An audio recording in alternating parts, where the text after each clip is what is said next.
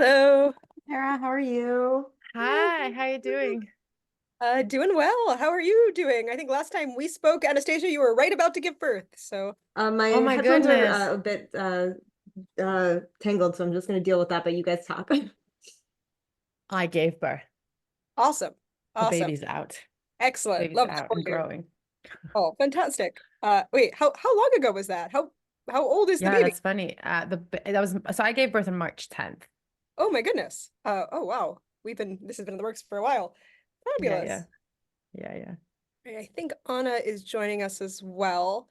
I'm not sure sort of how many we have tonight. Sometimes, especially as the weather has been getting nicer and nicer here, sometimes it's a small group that comes, sometimes it's a bigger group. But all of these salons do have a strong afterlife on YouTube, where they're recorded, and a lot of our members come asynchronously as well. So Okay, great. always a little bit of an adventure. And I'll just text Anna and let her know where we are. And remind me where both of you are geographically. I know one of you is in London. Is that right? I am. I'm in Chicago. Oh, cool. Hmm.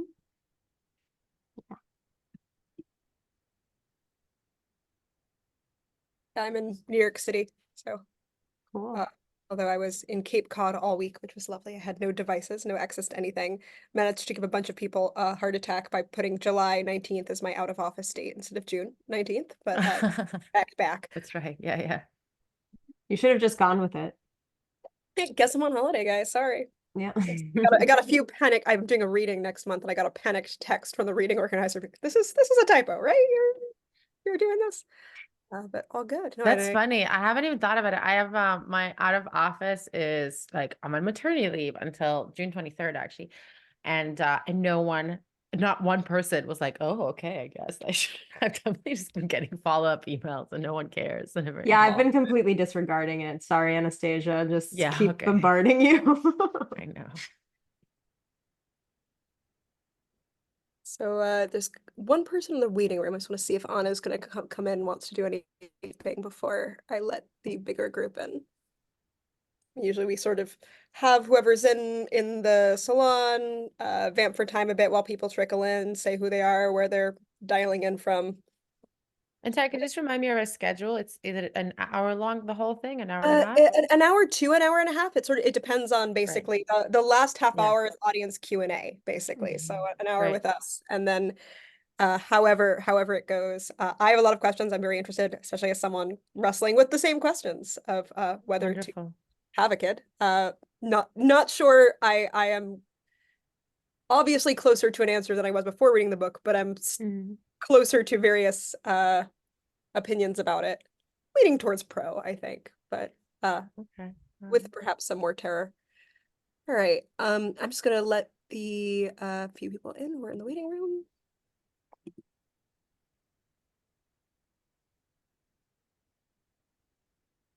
Hello.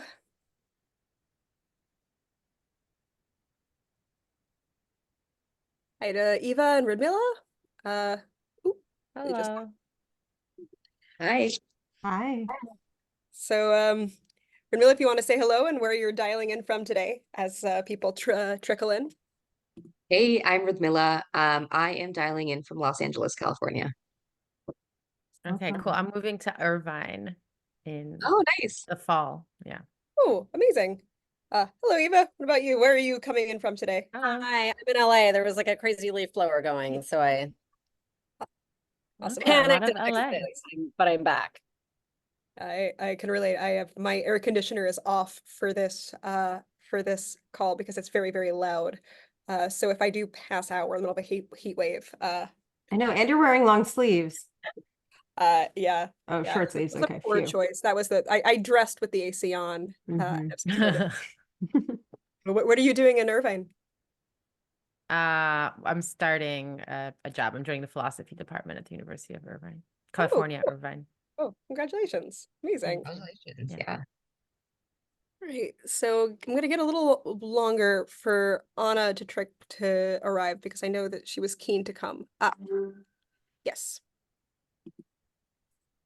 I understand the LA Irvine relations. The traffic is could be so crazy that it's either like really close or It's a different country. You're just 3 hours I away. was gonna say it's almost like New York to DC, like LA to any of the. I've anything, learned. I yeah. just moved here a year ago, and I'm like, yeah, that's not, No. sadly not close, but that's exciting that you have that job. Yeah, that is. I also moved to LA recently, a couple months ago from Seattle, and I'm trying to Okay. figure out the traffic patterns, and you really have to time it right. A Yes. certain time of day, it's amazing, and then Yes, if you're like even wrong by half an hour, then you're stuck in traffic for 2 hours. literally. Yeah. Excellent. Sounds terrifying. Okay, so I'll just whatever social engagement I had in LA, I'll just schedule for like about 3:30 a.m. Yeah. And that's great. Seems wise.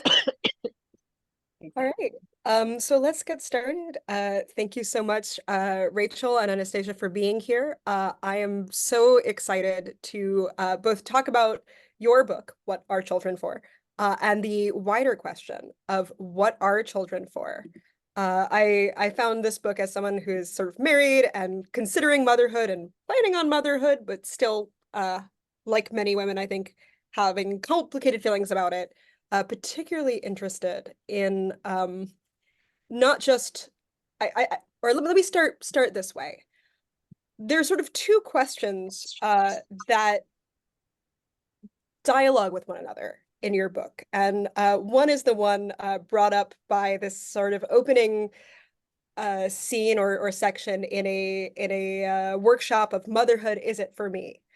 Which is not exactly the same question as what are children for? So I'm curious, as the two of you developed this concept, at what point did one question turn into the other? What was a sort of chicken and egg scenario in terms of wanting to explore this question from a more personal perspective? Is this something I should do or not? Versus a broader societal question of why do we do this anyway, or why do they do this anyway? So I'd love for both of you to talk about the genesis of the project and philosophically and personally where you started from. Go ahead, Anastasia. You can start. Question. So the project started with Rachel and me trying to think for an editorial of the magazine that we both edit, The Point magazine, a lovely, wonderful magazine. And as editors, we were called to contribute an editorial for an issue, to introduce an issue that was, sorry, I feel I'm echoing and I don't know why. Do you guys hear me clearly? It is I'll just echoing try a to little. ignore it. That is very strange. I'm just going to check it. So we were called to contribute to this editorial on the question, what are children for? Which is for a collection of essays on this topic. And we realized, starting small, that there was something about the particular kind of concerns raised in the context of climate change that we found particularly superficial. And we thought we're going to address that with a small piece. In thinking about the questions and then seeing the responses to the piece, we realized we really opened either, I don't know, a treasure trove or a hornet's nest, however you want to put it, and realized there's so much more to do, and decided to expand the project into a book. And you're really right, Tara, in noting that there are two things that are happening at one at the same time in the book. On the one hand, we want to analyze and address the kind of concerns, anxieties, and worries that people experience in thinking about having children. And that's why in the book, we explore financial concerns, so material concerns, and how they feature into people's thinking about children. Various kind of romantic concerns. By that, we mean the scripts of romance and love and how family fits or doesn't fit into that in our lives today. And how participations in those scripts of personal success and romantic success a lot of times creates a situation where that decision whether or not to have children is almost made for us, because it encourages us to sort of eternally postpone that decision. We also look at, specifically from the perspective of women, the question, sort of say the feminist concern, which is to say the question of how does motherhood fit into the life of a woman who sees herself wanting to be equal to men, empowered, etc., and fulfilling herself in ways that are not just limited to the home.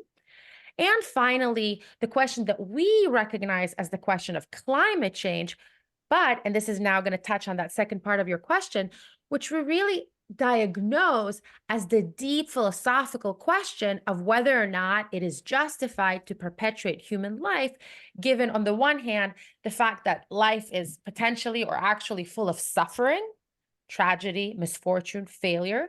Is it, would I rather be alive? And if not, then how could it be morally justifiable for me to bring more people into existence? And on the other hand, the suspicion, again brought up by climate change for us, that we're so fallen, rotten, self-deceived, deceiving, that in fact, it's not justified to perpetuate our own existence. Just look at the world we're living in. Look what, this is what life has brought us to. Who wants more of it? And so in this way, we want to both take very seriously the actual concerns that people have, and then ask ourselves, how do these big philosophical, abstract concerns really feature? What guise they take in our own lives? I will only add to that, and that big provocation of the book, however, is that in facing that question of whether or not to have children, no matter what your personal concern of everyone who's joining us today might be, it could be really a worry about affordability. It could be a worry about it could be the feminist work. No matter what it is, we're always also encountering a deep philosophical question. And that's the question of the worthiness and goodness of human life in the present and in the future. Because in deciding to have a child, we're taking a stance on that question. We're affirming the goodness of human life. And if I can just add to what Anastasia was saying, when we were approaching the book, we felt that there were kind of two dissatisfactory ways that this conversation ends up happening in the public sphere. You either get these like very subjective narratives where the problem of whether or not to have children is presented as an extremely subjective, personal, private choice that only one person can make in isolation from everything else that's going on in the world and that they care about and their partner's desires and what have you. And then you also get these like big, grand historical narratives that talk about, social trends and historical trends that don't necessarily touch on the lived experience of people who are encountering this problem and dilemma in their lives. And so we felt that it was important to somehow try to get these to find a third way, to understand that this is always a deeply personal question, but the conversation can't happen completely privately. It needs to be brought into public. We need to be able to have these conversations because it is ultimately, as Anastasia was saying, a deeply human question. It transcends just the personal choice. So one of the things that I found most surprising reading your book, hi Anna, this is our founder and CEO. I'm sorry, I ran late. I'm in my what are parents for stage in my life, but that's a whole different conversation. We've been there.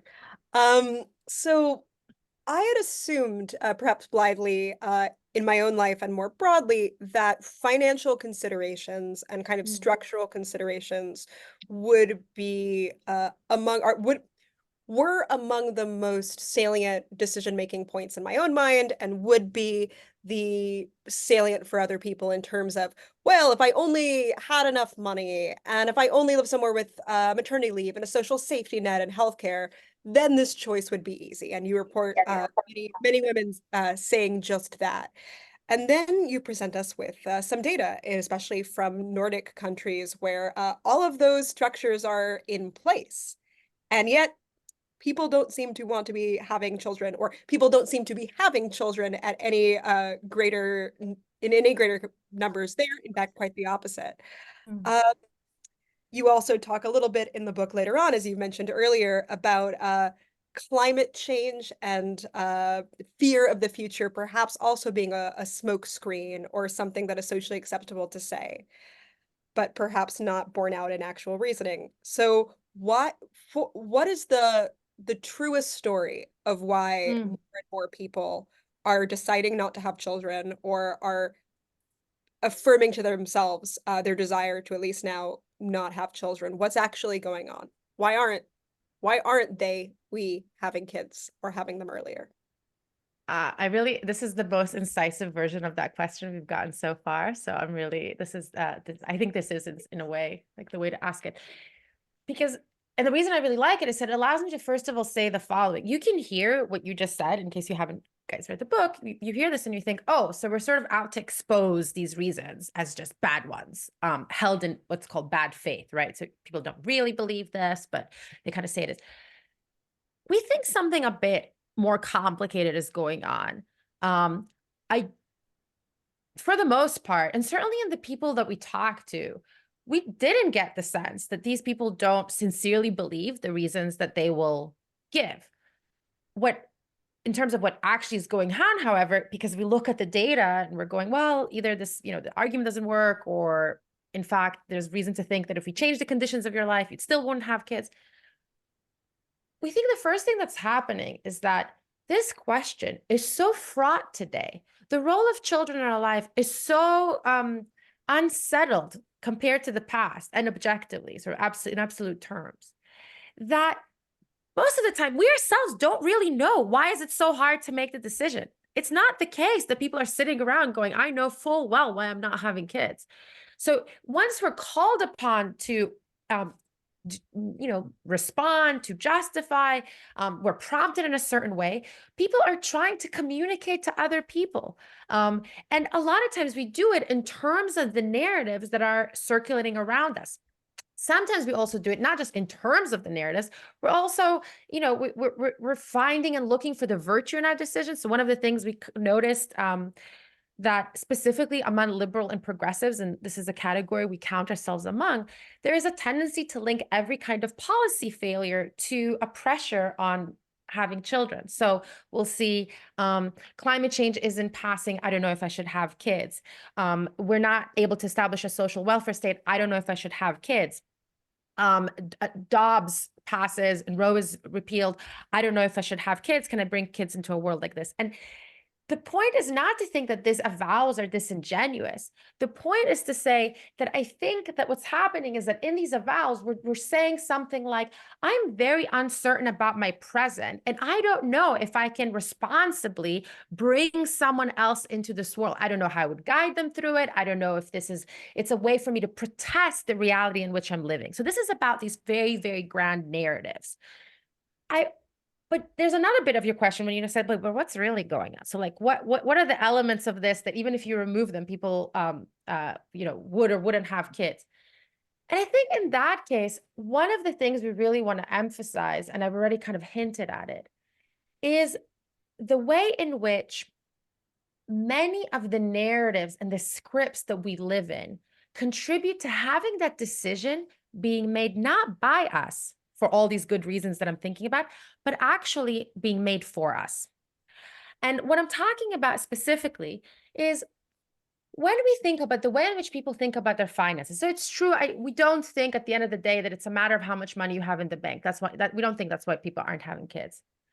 But we think that underneath the concern with finance, how much I have in a bank, how good is my career, there really is a larger concern with the stability and what success and flourishing and stability and readiness to have children means. So we're living at a time where we have this script that says that in our 20s, what are we supposed to do? We're supposed to discover ourselves, establish ourselves, fulfill ourselves professionally, personally, romantically. What we certainly shouldn't be doing is having children that demand that we already reach all these standards of sufficient readiness. So when people are saying, oh, I don't know, the economy is too high, I don't know if I can afford a child, I think part of what they're saying is, I'm not meeting that standard that I think I'm supposed to be meeting, a standard so high and so vague, you might never know whether or not you're going to have those kids. Yeah, Anna's saying in the chat that she can also sort of say it to us, but part of that fear that I'm also doing it all by myself is, of course, also the fact that I don't have that social support. I'm doing it completely on my own. And the same thing happens in relationship. In your 20s, are you supposed to be dating with a view to serious commitment, let alone family? No. In fact, one of the things really fascinating that we discovered, this was a real kind of shock to us, was that it's not just people are thinking, I have to be really sure that my relation to have kids, this we suspected, is that people are thinking a romantic relationship should be completely separate from the goal and practice of starting a family, because this will devalue my romantic relationship if I dare, ask too early whether or not a person who wants to have kids. So here we have these scripts that are not telling us so much don't have kids. We're going to talk about those scripts, I'm sure, soon. They're just telling us, wait, don't even start thinking about kids too early. Now, as women, we are encouraged to not start thinking about it until our late 20s, early 30s. So now in your early 30s, maybe mid 30s, you're starting to think, okay, now I'm allowed to think about kids. Well, what does that mean? Now people are rushing, panicked to a dating pool. And then, that decision, parenthetically, I didn't say, we have a lot of optimism, exaggerated optimism about the power of reproductive technologies. People are they're trying to have kids, and then they're having either way fewer kids than they plan to, or no kids at all.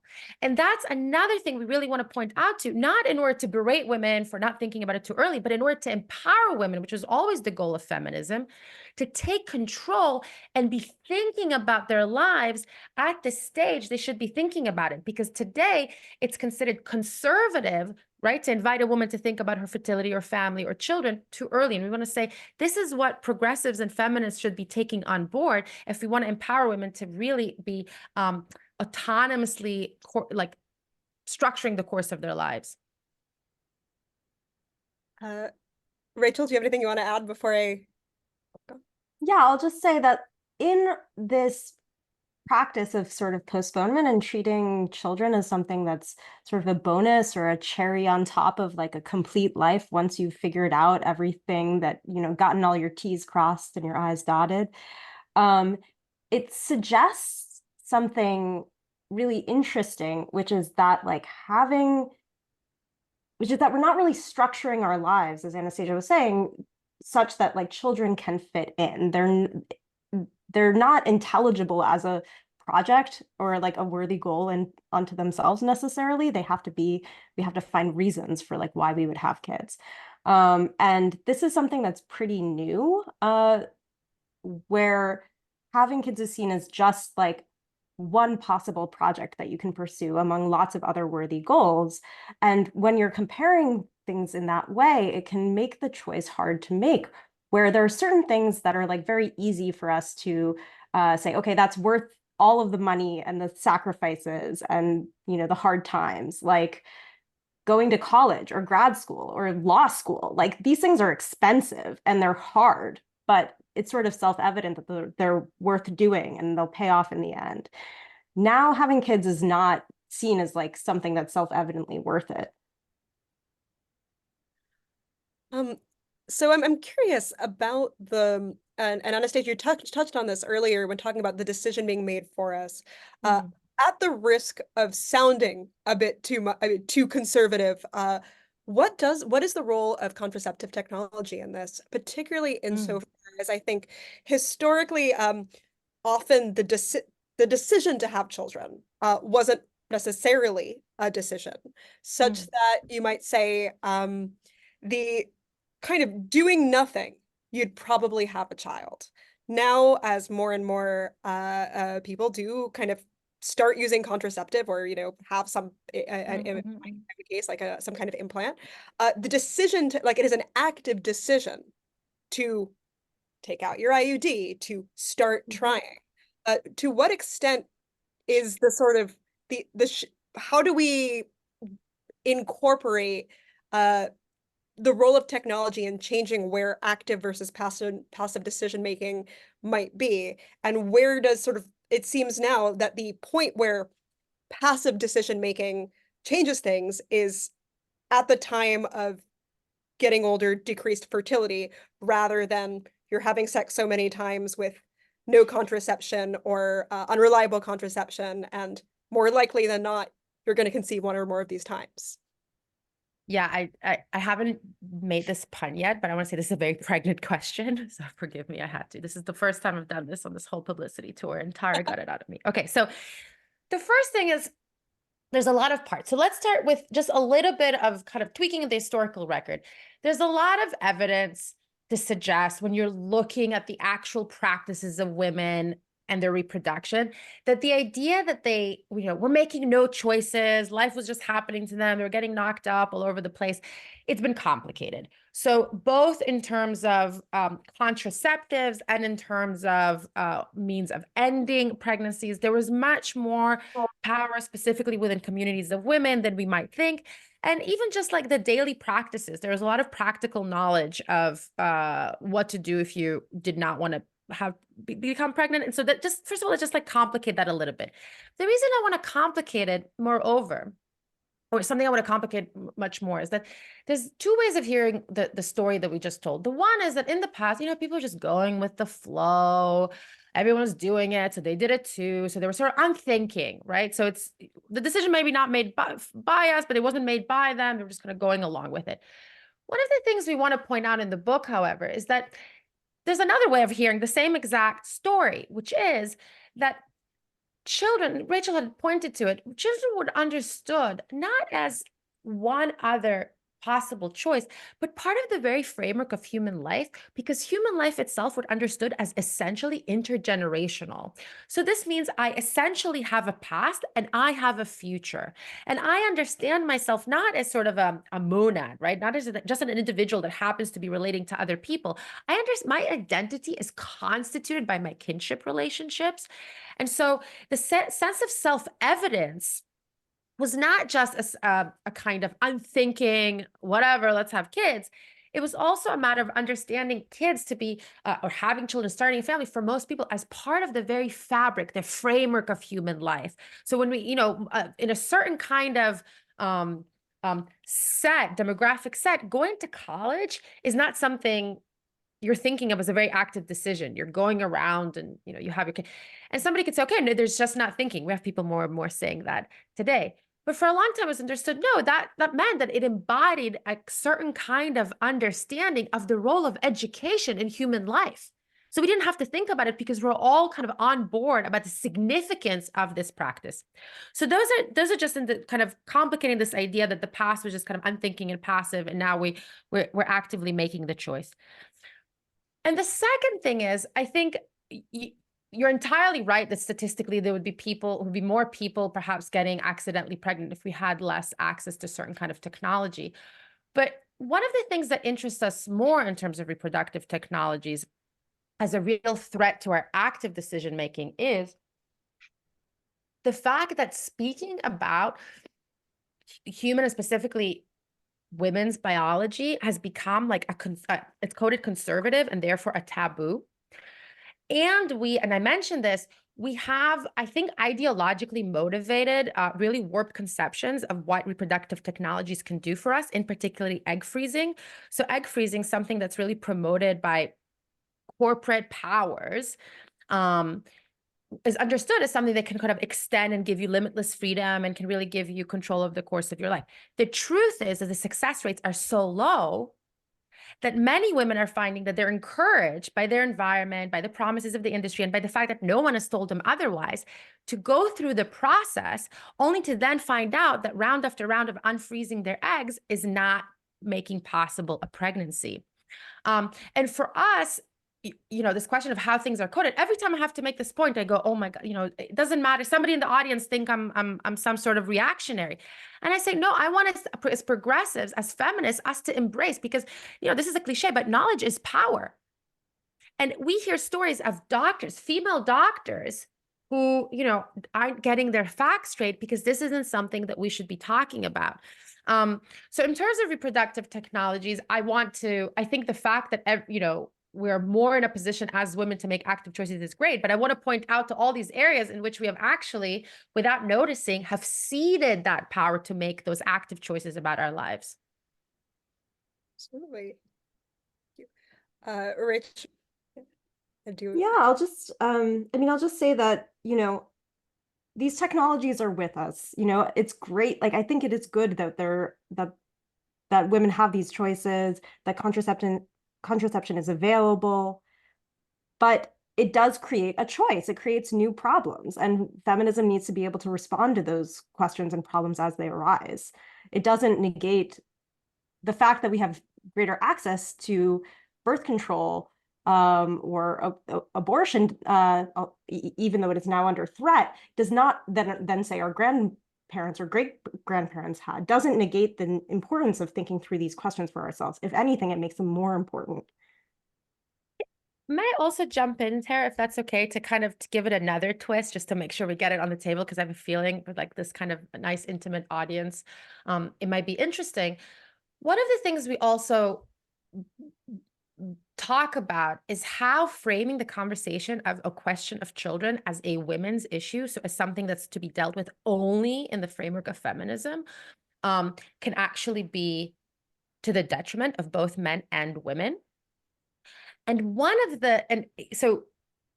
force that's driving us to conceive of this as a women's question only is precisely the significance we attribute to women being able, this is obviously a grand historical victory, to women being able to have control over their bodies and of their fates. But to express that value and commitment, we find ourselves kind of pressuring women, squeezing men out of the conversation. So men we've talked to today, when we asked them, would you feel comfortable raising the question of children? They would say, no, I would feel oppressive. I would feel creepy. I would feel controlling. So they're encouraged not to be a part of it. They're not even thinking about the question really. And the reason I raise it here is because I think the idea is, they have contraception. They have, it's their control. This is your project. And as we say in the book, men end up relegated to a role, sort of passive observers going, well, whatever you want, honey. And we say, you don't want to choose a movie or what to have for dinner with somebody whose answer to the question, what should we do, is whatever you want, honey, let alone have children with them. And so we want to be able to embrace the significance of women taking control of their lives, while also not letting us forget about the role of men. Because not only are we sort of, not encouraging them to think of something that could be very fulfilling and meaningful in human life, but we're also basically like shaping them to being very bad partners to the women who are now stuck with the burden of deliberation, choice, and taking responsibility for this huge, decision within a relationship all on their own. So I have several follow-ups that I want to put a pin in, because I want to make sure to ask you a question that I really want to ask, which is about what we owe to our children. So something that came across in the book, and that as someone who is wrestling with this question, I found particularly hit home, was this idea that we are somehow failing our children if we give them life, but do not provide them with the standard of living with which in which we grew up, or if we can't, pay our kids' student loans or what have you, that to give life, but not to give it at a particular standard, a standard that perhaps if we're thinking about it with a little bit of distance, seems quite high, actually. The question isn't, can I afford to, should I have children if I can't feed them? It's, should I have children if they can't go to college and grad school debt-free?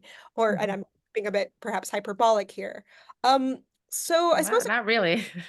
Perhaps, I don't know. What do we owe to our hypothetical children? And are there,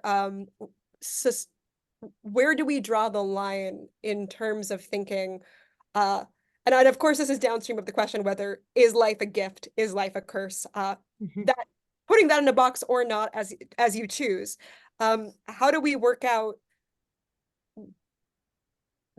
when we might be hypothetically wronging our children by having them? Yeah, so we often heard people say how paralyzed they felt by the responsibility. Like they felt like they had to be able to completely justify the choice and be completely responsible for the welfare of their children, to give them a certain standard of living, and that any life that they would bring into the world would be, their, if their child had any, hardship or suffering, it would be on them. There was a New York, we published an op-ed in the New York Times, and Anastasia refused to read the comments wisely, but I read one of them, and the comment said something to the effect of, I have two kids, But I do think that you should only sign up for this if you're able to go through years of therapy, if you're able to have lots of money, if you're able to provide for them, give them all of the extracurricular activities, get them into private school, et cetera, et cetera. And if you don't, it doesn't mean it's illegitimate to have children, but it just means that it's really dicey. And I don't know, you should think about it really hard. And I think that does make this decision quite, I mean, it's daunting beyond belief. Whereas Anna says, so only perfect childhoods or nothing. Yeah, I think there's a real fear of having the next generation's quality of life be even marginally worse than your own. This idea that you could like raise children in a world that is like slightly worse is really terrifying to people. But if you can't guarantee progress, then, which no one can, how do you sign up for it?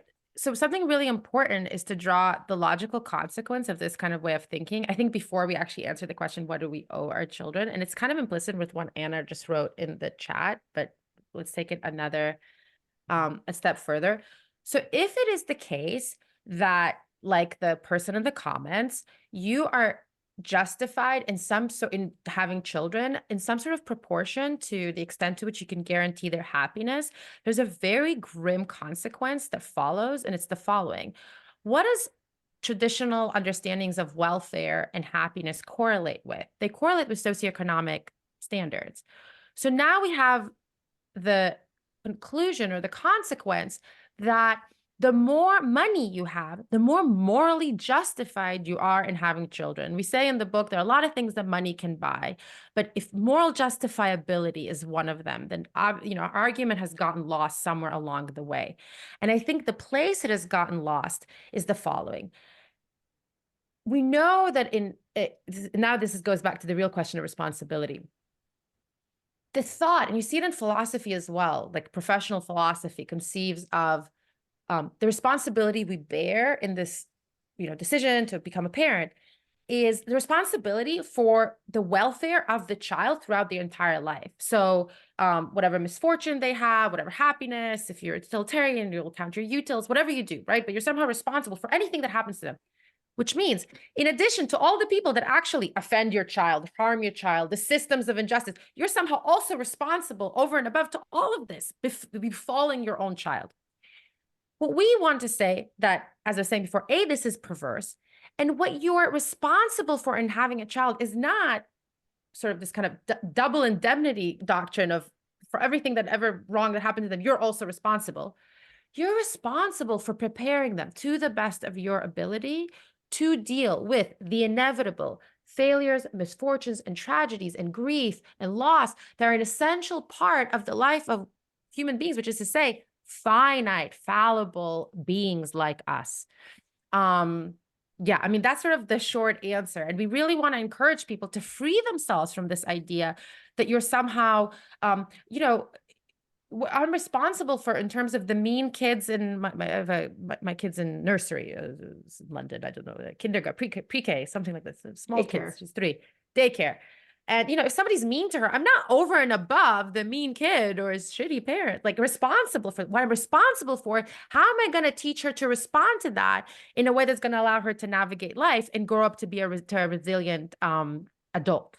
This is a very kind of mini cute example, but we can obviously, we were on a podcast today, and this 74-year-old man was talking about, the first thing he told us about was how he had a son. He wrote with him because Rachel and I are co-authors. He was like, oh no, I'm a co-author too with my son.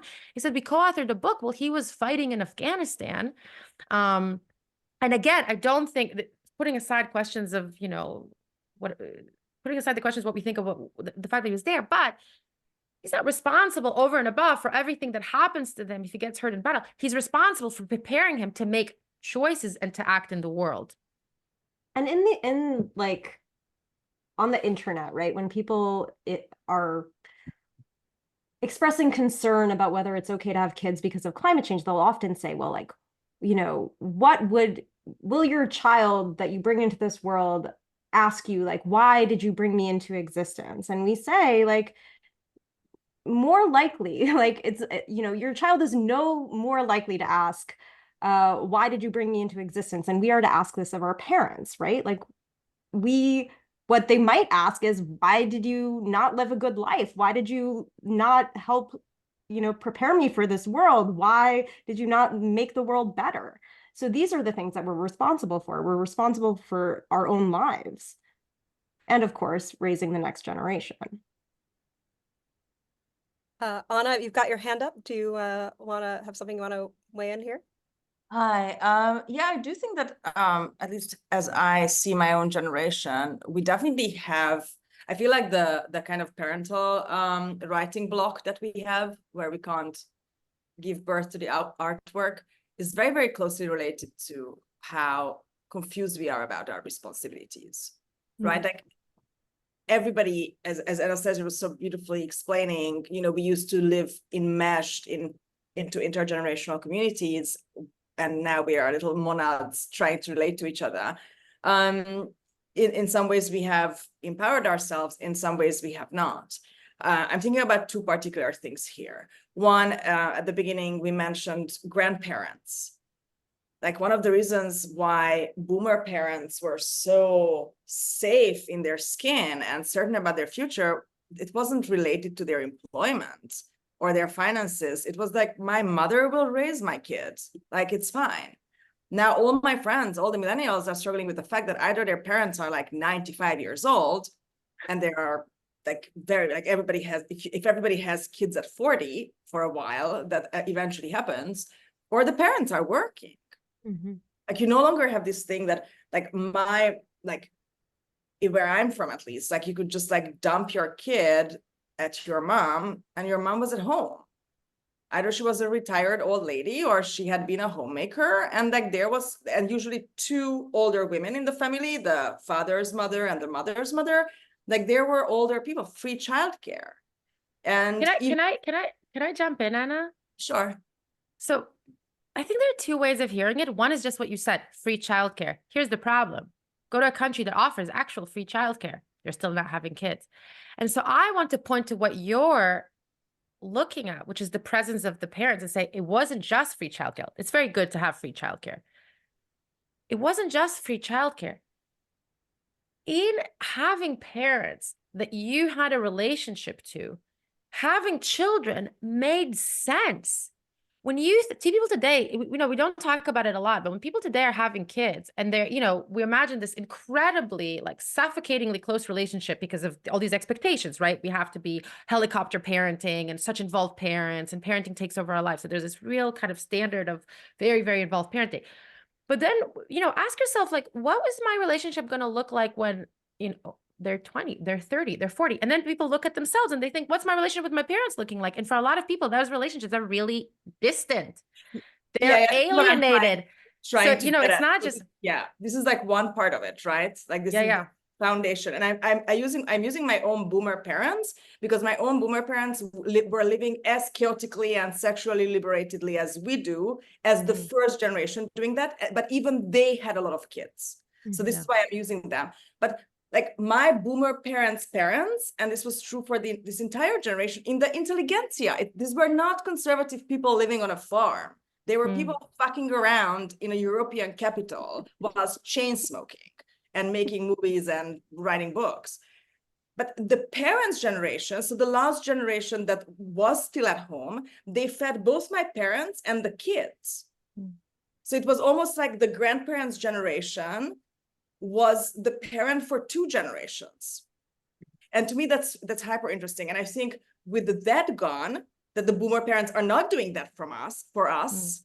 And I'm hearing that across different continents and countries, that you can't do what your mom did, is super interesting to me. But the other end, I think this further confuses our sense of our responsibilities, is that we have this therapy talk that, you know, Tara so beautifully wrote about.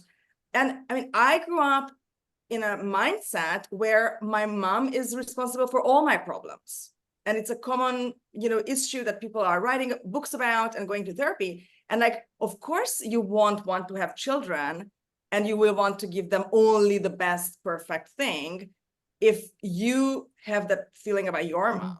And so I'm thinking like there are so many different ways we are inconveniencing our own generation mentally and in terms of social logistics. This is what I was referring to. So before I ask you my next question, I do want to respond with a comment of my own to what Anna's just said and the conversation more broadly, which is a curiosity about not just models in the sense of a parent modeling behavior for us, but in the sense in which motherhood might be, or parenthood, a shared endeavor rather than a choice that takes us out of society. Now, I live in New York. I'm 33, married, like want children, but don't have them at 33, and would say that by the standards of my friend group, I'm basically like a 21-year-old mother of 3, just because of that. That no, even going, yeah, I think we'd like to, start trying in a couple years, puts me in a category. I'm the only person I know in my like very large female friend group who wants children, such that I am conscious that should that happen for me, it will be taking me out of communal life rather than being part of communal life in a way where if we were all, if not that I would, they all jump off a bridge, would I too, but if it felt like something that we were all going through together, it would not feel like that parenthood was a kind of turning away from the world, but rather just a way of being in it.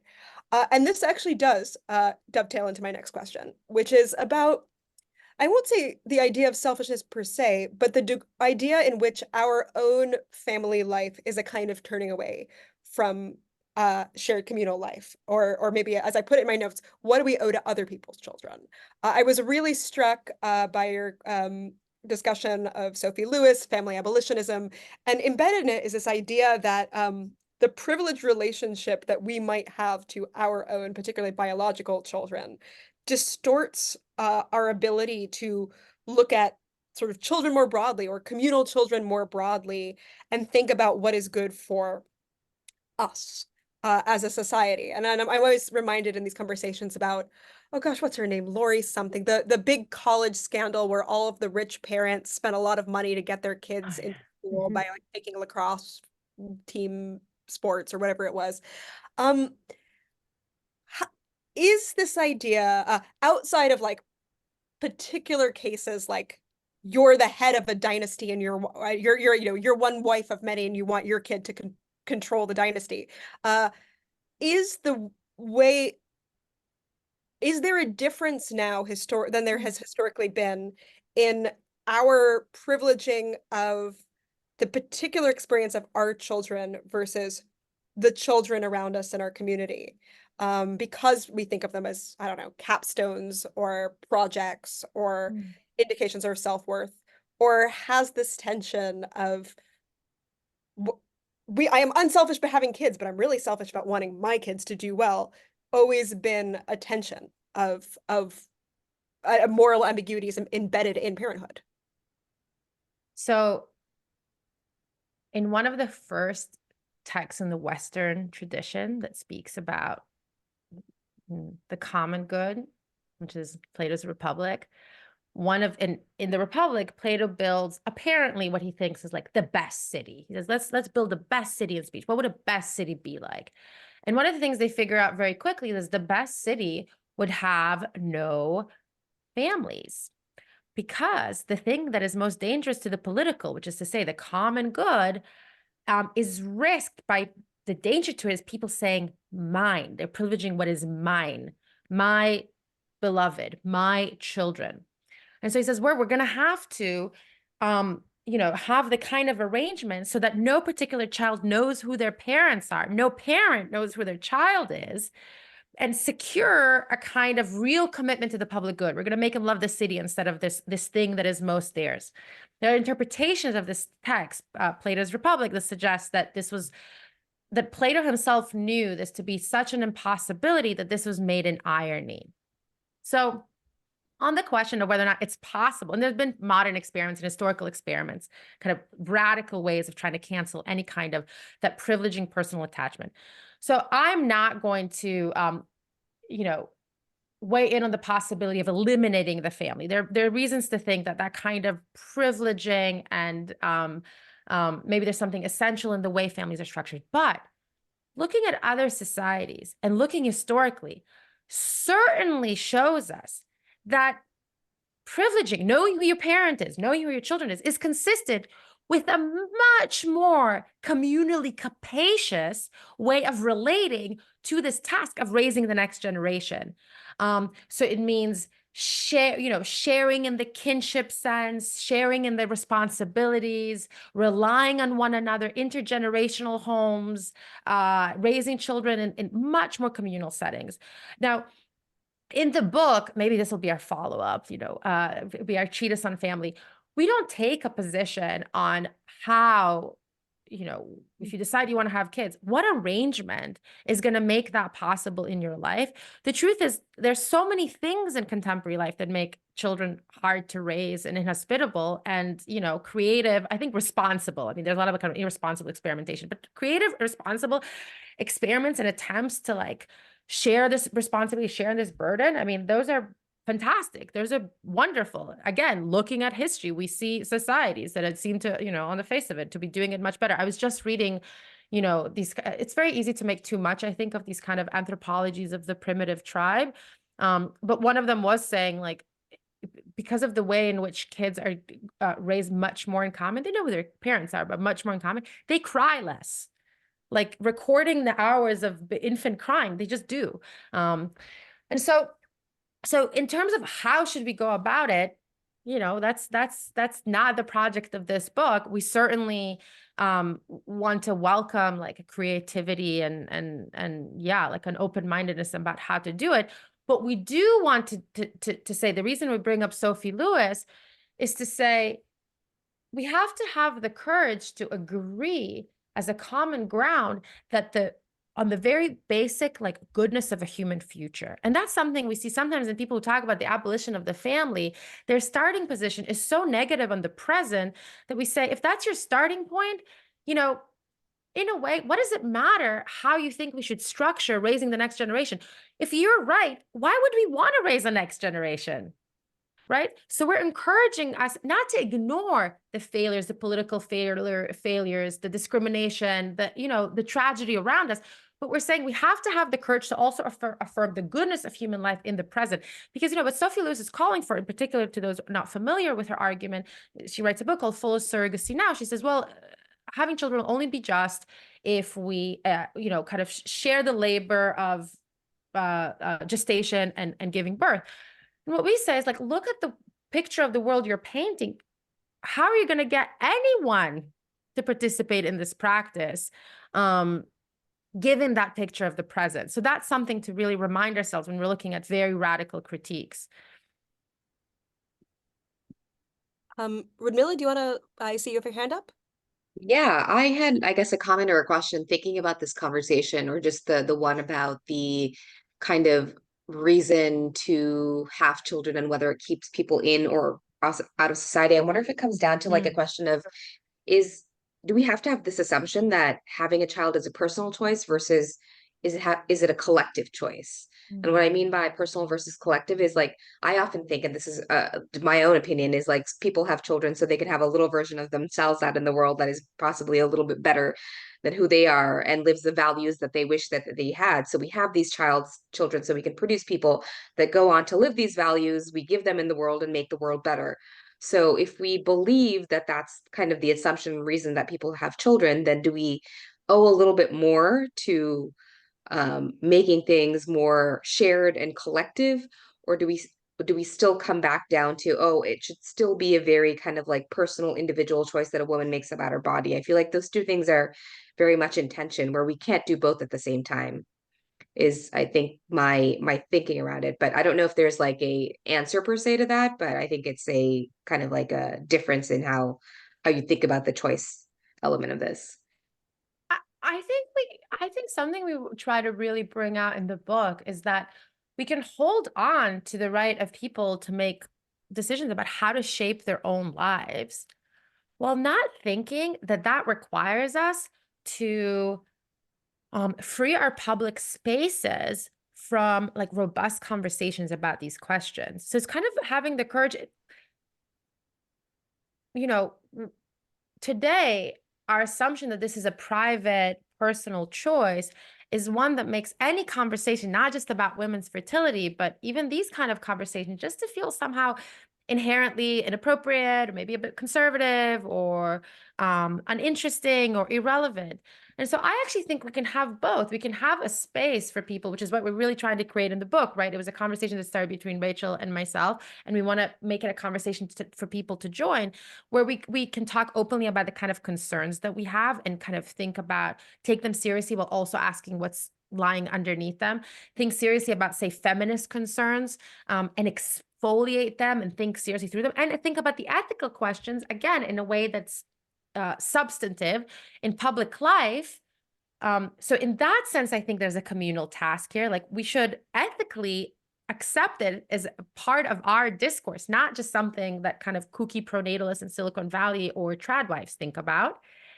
And at the same time, I think saying, yeah, the way you're gonna be participate in this project of team humanity, like, that's up to you. Maybe it'll be political activism, maybe the pursuit of knowledge, maybe you're gonna be an artist, maybe you're gonna be a great aunt or a great godfather, and maybe you'll have kids yourselves.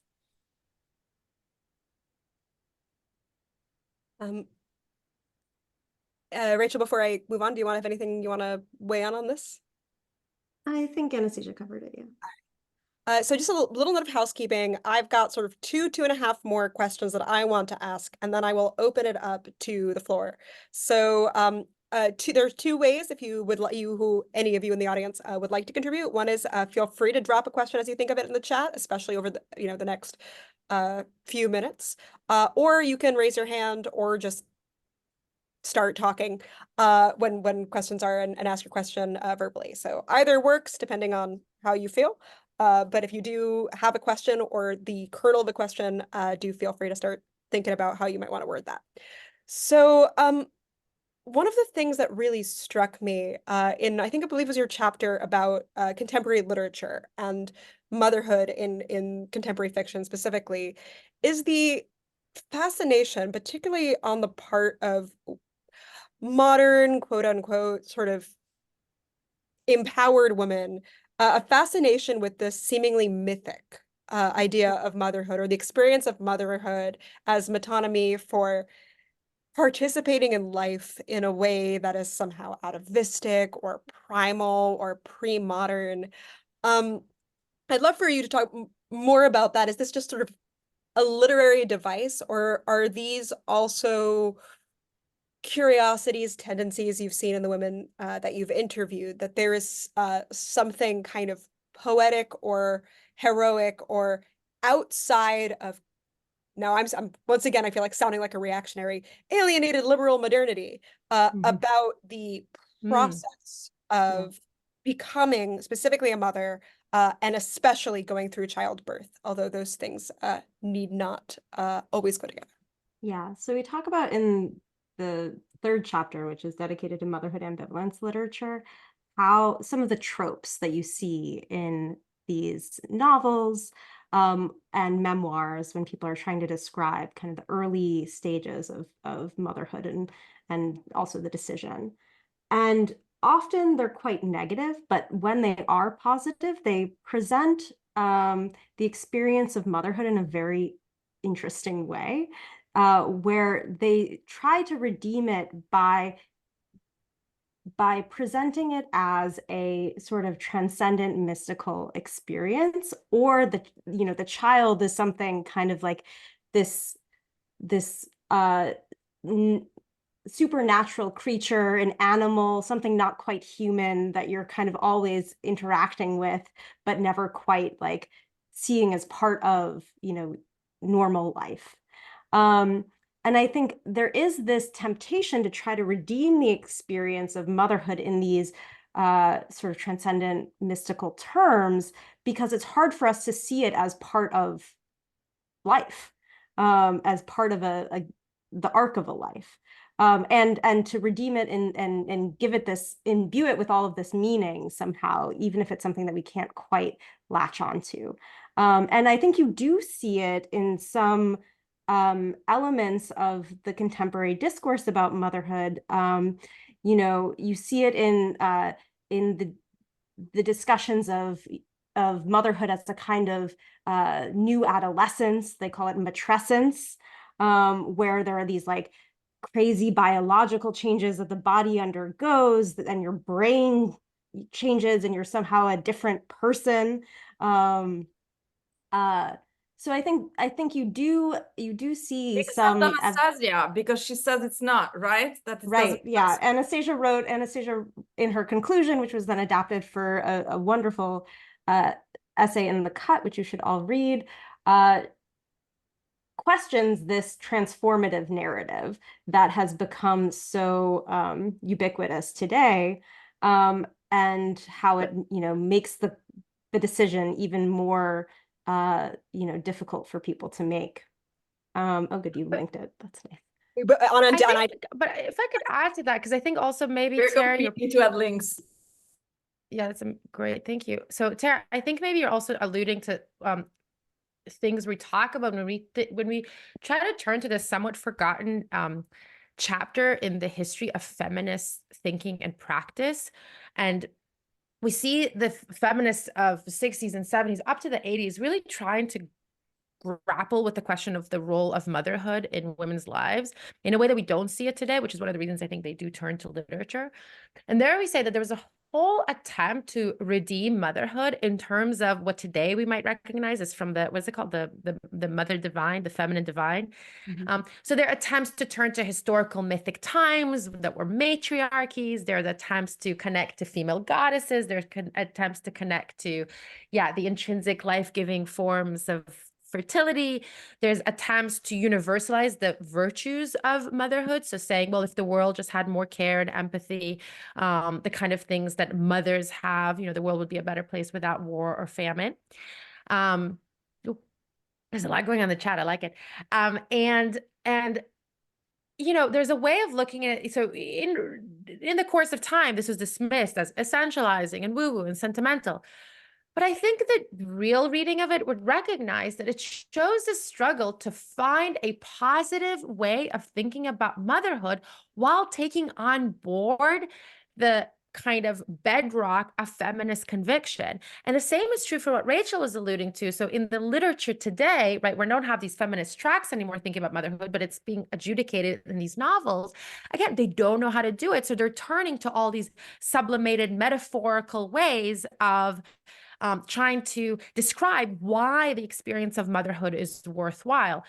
We point out that there's as noble as that may be, there's something that's always lost when we fail to try and actually capture it in its kind of real, actual quotidian reality, which is also incredibly difficult. But I think that what you're pointing to, Tara, really it's like it has this real, it's like a call. I see it in a request, right? A need that's being put out there and is met in all sorts of creative ways that sometimes kind of miss their mark. But I think, points to this precisely this vacuum that we're trying to fill. It's like, how could we philosophically and meaningfully talk about why motherhood isn't just a reactionary conservative or kind of like a tolerable liberal practice? And I will say on the book tour after one of the events, one of the women, somebody came up to me and she said, I see what you're saying. I hear you. But, the idea that motherhood, maybe does have something mystical or has something, with this kind of other meaning, like that's one of the only places we're allowed to affirm, room for anything that's not just, one damn thing after another in the world we live of, material causes and instrumental logic.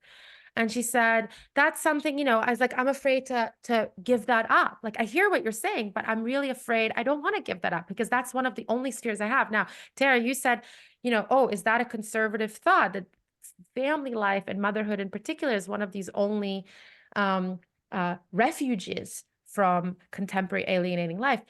That was a position and a thought that progressives were comfortable affirming. We quote Bell Hooks making this point. She's saying to all the feminists that are so quick to dismiss motherhood, saying this is for Black working class women and working class women in general, this was the sphere of human value and, affection and relation. And so we should be really careful in this kind of quick dismissal of it and thinking that, our job as feminists who are going to help women liberate themselves is just to liberate them from motherhood. But that's something that's been lost. We don't think of it as a progressive feminist position today to really fight not just for a social welfare state, not just for contraception and reproductive rights, but really to just kind of full-heartedly affirm the value of participating and ushering in the next generation.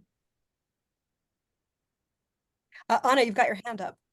Just a quick note. I think this is so thought-provoking and so beautifully argued. I feel like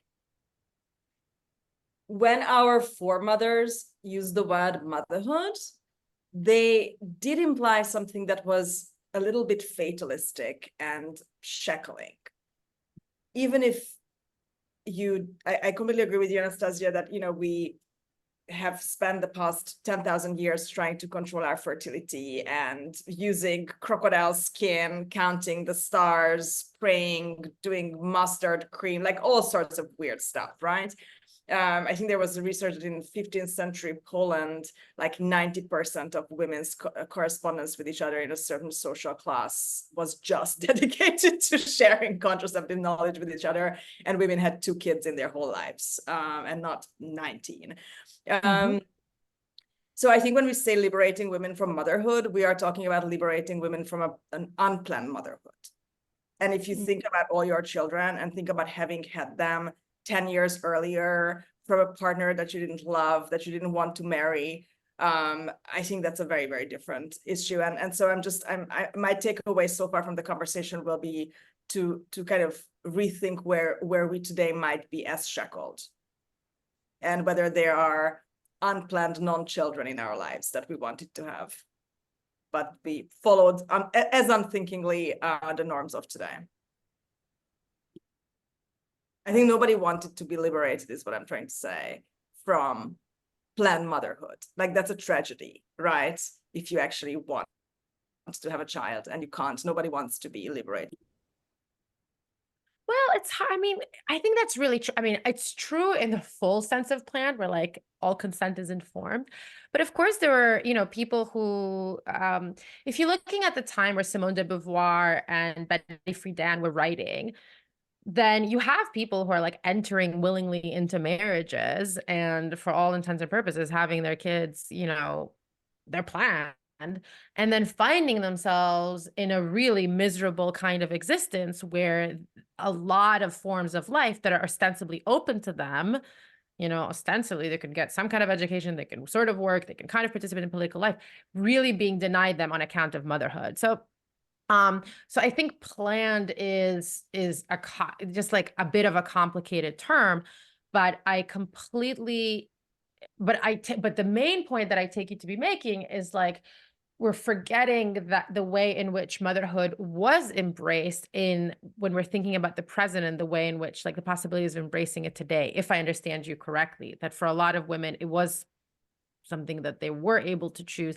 And in fact, let me say something. Simone de Beauvoir, who writes The Second Sex, and really is, she didn't have kids. This is not a treatise. This is not a pro-motherhood treatise. And she writes a lot about how pregnancy and motherhood are some of the most those are the bedrock of the oppression of women. Even she says that even under these incredibly corrupt conditions under which women labor and become mothers, even so, even within that experience, a compromise experience, you can't deny the kind of value of what it means to shape a human life, or the possibility of satisfaction with it. And so one of the things that we try to recover is, as we say, the original meaning of ambivalence. So today when we say somebody's ambivalent, an ambivalent mother, the truth is what we mean is it's somebody who has the courage to be a negative mother. And we want to say, that's good, that's important. We have room for that in our societies. Women can complain. Women can come together around these complaints. But there's something else that we're forgetting, is that ambivalence had to do with the ability originally, right? Psychoanalytically, what is ambivalence? It's the ability to have conflicting emotions towards one and the same object and like deal with it and deal with the fact that things are, eliciting a complex reaction. That means also finding room for the positive, right? That means also finding room for the kind of meaning it can have and value that it can have in a human life. And that, I think, is something that's lost in kind of liberal progressive circles today. So only conservatives are allowed to kind of sing the song of motherhood. So I have two questions that are sort of related to the point you've just made, and perhaps they're one two-part question. Something that I'm struck by in so much literature of parenthood and of motherhood is the hypothetical figure of the baby or the child that's almost rhetorically posited as like a permanent state.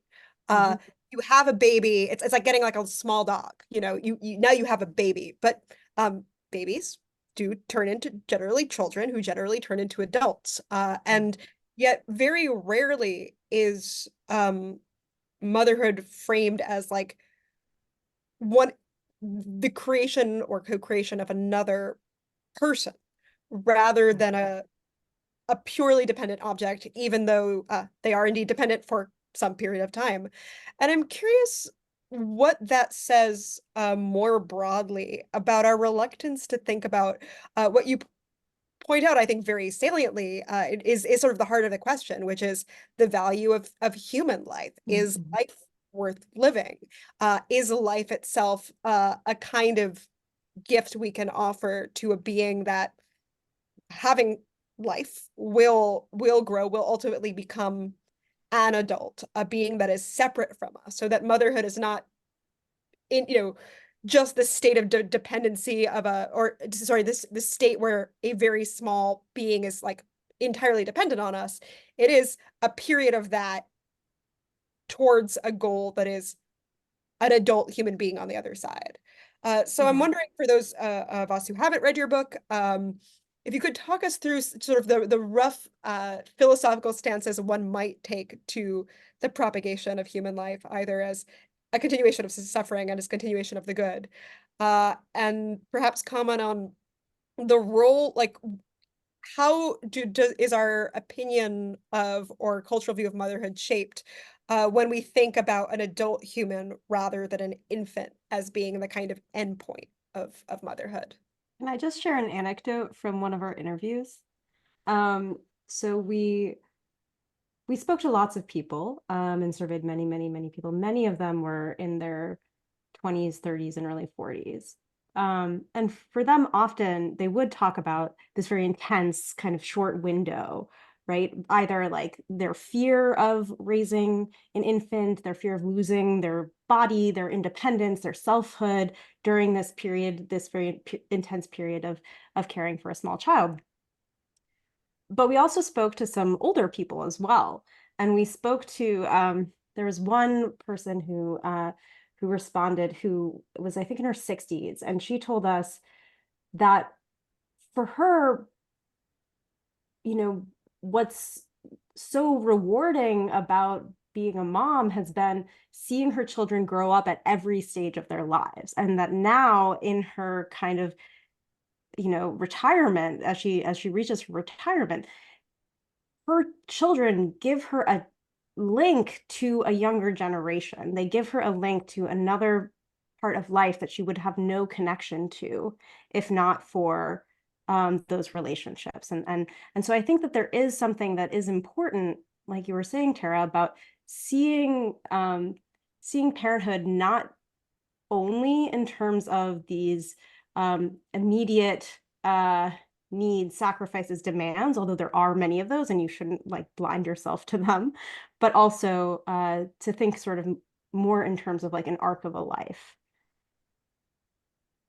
Yeah, I think just the way you summarize it is such a good summary of what we try and bring home in the whole analysis of the genre of literature, is that, is this hyper focus culturally on motherhood as something that you do with an infant. I like the fact that you also like said, well, it's because it's a dependent being. And so it doesn't give room for that independent existence. And we bring out Elena Ferrante as a contrast. Like you can be a writer who's writing women really, really beautifully and writing about their problems and writing about motherhood with all of its challenges. And yet, takes into account the part of the real challenge of it is that you're dealing with an actual human being, with a personality, with an existence of their own, and not just something that's like impinging on your sense of self. Or as you say, yeah, it's like amorphic, like the baby came, the baby did this to me, the baby's going to explode, like, which is what you see a lot today. And I, you know, and I say this as I'm like, I have a 3-month-old. Like, I get it. Like, I understand that the myopia is real, but I think we should overcome it. And it's not just the literature. So as Rachel said, we took a part of the conclusion. It's not the whole conclusion, but we kind of chopped up the conclusion and published it in the cut to emphasize this claim that I make, which is just that motherhood, becoming a parent is going to change you. Also, it's going to change men as well. I mean, I actually think it's very, very sexist to think about the ways it changes women without thinking about the ways it changes men, but okay. So it's going to change you. Your life's going to look different. Maybe you change. I didn't change much, but maybe you change as well, but your life's going to be really, really different. And they published this bit in the cut. And then immediately, like yesterday, comes out a piece, and its headline is actually motherhood is transformative. And I'm sorry for the tone, but when you look at which is completely fine. If somebody says to me like motherhood transformed me, I'm like, all power to you. But when you look at the details of this particular piece, what did they talk about? I was so tired. I wanted to be hit by a bus and hospitalized so I could rest. Now, is that a serious sentiment? Yes, of course.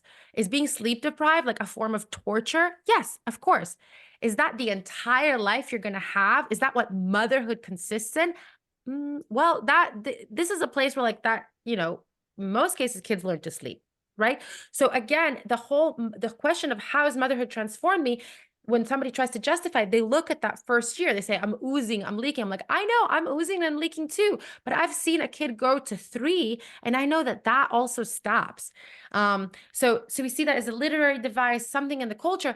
I think it's coming really from a place of wanting to let women affirm the realness and difficulty of their experience. Like if we give up on that thesis, we won't be able to hold on to how difficult and how unsupported we feel.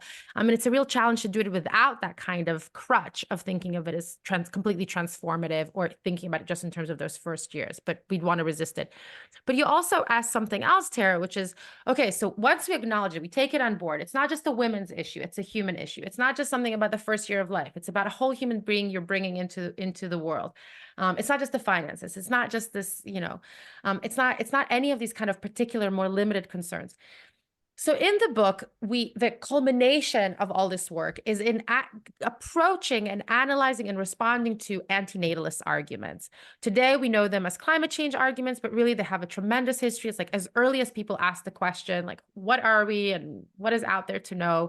They ask the question of whether or not it's okay to bring more life into the world. Originally, they asked, is it better to ever be born? And a lot of times said, nope. It's better not to be born. And because it's better not to be born, well, then certainly, you know, it would be irresponsible to bring anyone else into existence. And this happens philosophically. You know, I was talking about the Republic and Plato's Republic. This happens before Plato's Republic, right? So 5th century Athens. It happens even before that. And we see it develop philosophically. We see it develop religiously in the 19th century. Huge antinatalist concerns in philosophy and in literature. So Schopenhauer, Nietzsche. But it's only in our time where that kind of worry is experienced as a real kind of demand for an answer. Like only today, people feel like we need to give a justification when we have kids. And that pressure is one of, we could say, 2 forms. We call them the argument from suffering and the argument from evil. In brief, the argument for suffering is the idea that life is so full of pain and tragedy and loss that it would be morally unjustified to bring anyone into existence. Kind of goes back to stuff we were talking about earlier. And the second one is that we are so bad, we're so fallen, our whole life is so deprived of goodness, it's all shadow, that it would be unjustified to bring more. Just look around at what we've done so far. And our strategies in both of these arguments are different. So in terms of the argument from, and we've touched upon them actually in our conversation kind of implicitly. So in terms of the argument from evil, that's the point we talked about earlier when we said we need to have the courage to be able to really ask ourselves, is it really true that I think my life is all shadow? There is failure in the world. There's my personal failure, including moral failures. There's tragedy and there's loss. But I think that for most of us, in the very fact of the commitments that we make, the projects we undertake, the activities that we take part in, it could be the daily ones, and it could be our political activism, right? Our greater pursuits. We actually already express the fact that we believe that human life isn't just shadow. It isn't just evil. The fact that there's so many of the exact kind of causes that people use as a ground to maybe not have kids. Those are precisely the kind of things that presuppose a robust human future. It doesn't make sense to be fighting against climate change and political progress and equality between the sexes if you don't think that there should be a real human future. So that's as far as the argument I'm doing it very briefly, but argument from evil is concerned. And the argument from suffering, that's what we talked about before when we talked about that shift in how we think of the responsibility of parenting. Because if you take very seriously the argument from suffering, you get that very I think, a very perverse conclusion that it's the more you have, the more secure you are, and the more secure you can make your children's lives are, that you're more justified in having children. And we're talking today, academics love to bring very gruesome examples. So I'm not going to spell it out, but I'm going to let you, think about a really hard moment in history and think about the people who chose to have children in that moment. Or think about today, think about not our kind of affluent society, but people who are facing tremendous challenge and struggle, choosing to have children. They are taking greater risks than we are in having children. But my gut tells me that they're brave and courageous for doing that, not sort of morally depraved. And in that intuition, we want to recover the sense in which what we're responsible for is not the well-being of our child as a function of everything that could happen to them. It's about preparing them to face, a really fraught existence, just as we did. And as Rachel was saying, I think the thing that they're going to be justified in asking us, why didn't you prepare us better to face this world? Why didn't you make this world better for us and for yourselves? Absolutely. It's gosh, I'm gonna call up my mom after this. Like, hi mom. How did you prepare me for the uncertainties of life? Be a great conversation to have. But it'd be very different than what Anna was saying, which is like this kind of calling around saying, like, why did everything that's wrong in my life is because of you. Why didn't we talk about virtue ethics? But I think these things are related, because if you read literature written by different generations of women, my consciously not having children means that until we both die with my mother, we will always have this like childlike relationship. And I think I'm like working through it, and I'm no longer when I was 20, like my mom didn't, but Benjamin Spock made my mom not lift me up, and now I'm whatever, have difficulty hugging people. Like, you have to grow out of it. I think some people, but when you don't have kids, you do miss out, I think, on that catharsis that many women live in their relationships with their mothers. Mm-hmm. Well, that's something that Sheila Heti writes about a bit in Motherhood, right? Where like whether or not she is right, one of the things she posits is that in the novel is that when you have kids, you turn toward the future. When you choose not to have children, you turn toward the past. And like that's kind of her choice, is like turning toward her relationship with her mother, her grandmother, and like fulfilling their sort of lost ambitions or aspirations or something. I mean, I think for many people, and especially working daughters, sometimes the first time they actually have time to spend time with their mothers is when they're at home with their own baby. Mm-hmm. And like, I mean, like I'm definitely part of a diaspora, everybody's an immigrant, everybody is an expat. And most of my friends who have had kids and who could have access to a grandparent would have the grandmother, it's always the grandmother, fly there. And then she's there for like the first 6 weeks or something. And it's like, maybe the pandemic complicates this a little bit, because it gave a lot of family members a chance to spend time with each other, whether they wanted to or not. but it seems like there is an intergenerational bonding if done right. It can be done super toxically and can mess everybody up forever for generations, but if it's done right. So I do think that there's a lot to this loss of intergenerational ties that both stops us from, like, it helps you other your parents and create this kind of blame relationship. It also makes you feel too independent compared with how independent you actually are in your life, and make a lot of support systems invisible or not respected enough. But there's definitely something there. I hope we are just in a valley and we will get out of it. Are we in a valley? Are we? You guys argue, the authors here argue that we will know better, no? That there's a little. It's the second time I say today, prophecy is for fools. So I stand by everything we say about the present, the past, and how people are viewing them. But the future, yeah, who knows? I mean, are we in the valley? Yeah, I don't know. I hope, the way I put it this way, I think Rachel and I have tried to do what we can to help people make decisions that are freer from the kind of considerations that I think are limiting their ability to like really determine their lives for themselves, freer from narratives that aren't serving them, and free to question even like, right, their own relationships. Like, I mean, what you're describing is so true. People kind of reconnecting with the mother and mother-in-law in my case, around having children. But one of the reasons you said, oh, it can end disastrously, is because it's very hard to have that like just for those 6 weeks, because you haven't been thinking, right? You haven't been building to that relationship, your whole entire relationship with that person. And suddenly you're supposed to be kind of best buds with them and raising your child with them, which is a huge exercise in humility for those 6 weeks. And so a lot of people, when I'm actually currently living in an intergenerational home, and people ask me like, how are you okay? How is it with you and your mother-in-law? And when people said that, I sort of thought, oh yeah, this is a miracle that we're getting along. There's a problem, like blink. Yeah, blink if there's a problem. And I thought, oh, you're right. Like, it made me really appreciate what we have, because you can't take it for granted. But I think if you're oriented towards, yeah, I'm going to have kids. Yeah, I'm going to need help. Maybe, it makes your relationship with your parent a little bit different all along.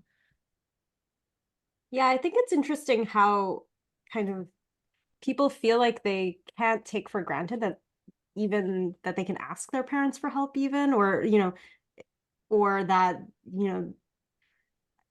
my mom, I was talking to her a bit and she was saying like, well, if you need help when, if and when you give birth, like I'll be there. And I was like, yeah, I assumed so. Like, I like, of course. She's like, don't be afraid to ask. I said, of course I wouldn't be afraid to ask. Like, I need you. Yes, come. But I think there is this this fear of sort of like imposition on someone else's life that I find very strange. Or people worry that, they say that like, well, it's not okay to have kids because if you're doing it for them to be like a retirement plan or something. And I suppose I agree, but at the same time, like we are dependent beings. Like, is it so wrong to hope that your child would be there for you when you get old? It's something that I'm very conscious of. So my mom was a single mom by choice at 39, so very sort of intentional, but also kind of it was very much a choice. And now we sort of were around my grandmother as she got older and died. And my mother does not want that. She's like picked the place in Thailand where she wants to go on her own, a sort of a care home for the elderly. And every time I'm like, Mom, I want to take care of you. Like, I want you to at least be in the city, absolutely not. The idea horrifies her. And I don't quite know whether it's whether should the time come, hopefully quite a while from now, she'll feel the same way, whether it's a desire to spare me something versus not be troubled. But it does strike me as the expectation, or her default expectation, is that this is some like end of life, beginning of life. These are times of burden, and yes, I chose this and I chose to have you in the way that I did, but these aren't these are sites. The beginning and end of life are sites of free choice rather than expectation. And my which is my husband's family, completely different sort of cultural background, set of assumptions, where it's sort of like, yeah, I'll be moving for 6 months to help you take care of your baby, and cook for you, yay. And it's, very lovely, and that And assumption. then I will die in your home after you take care of me for 10 years. That one, no, very luckily that's not the case in this particular instance. But it is striking the degree to which it is an open field of questions. What is an imposition? What is an expectation? What's just part of life such that you don't conceive of it either as imposition or expectation, but just normal, the way having a meal together is normal. And I think something that is really interesting to me about the vision of parenthood you two present us with is not just answering the question like, what if having kids was good because we're saving civilization, or what if having kids is bad because climate change, but just what if this were kind of normal, or not in the sense of being normalized, but in the sense of being part of life in a way that does not need to be the site of major individual decisions of orientation vis-a-vis the world, or politics, or the future of philosophy, where like the decision to have, I mean, it's interesting that simultaneously the decision to have children, I think you've sort of compellingly make the case that it is in part a kind of affirmation or wager on a stance of hope towards the world. And yet when it's not asked to bear the entire weight of how do you feel about the fate of the world, have children or don't, this is the thing that will define you. Perhaps it's a little bit easier to make that decision when it's not the existential state of your orientation. Yeah. That's really well said. Thanks, Tara. I'm conscious we have a couple minutes left. So just Radmila, Eva, Carol, if any of you have final questions, feel free to ask them. Otherwise, I want to thank you both so much for being here and for your book. It's an incredible conversation. I am in the chat is a place for a link for you all to buy this book as well. You all should. And this conversation, should you wish to revisit it, will be also on recorded on YouTube, streamed, so you can watch it again and again, should you so wish. Wake up at 3 a.m, wondering if you want children, just watch it all over again. But thank you all so much. Have a wonderful rest of your days, mornings, evenings. We've got England, we've got California, we've got everything in between. Thanks, Tara. This is really Wonderful. great. And Thank thank you all for you. being here. Thanks. Thank Bye. you. Thanks, everyone.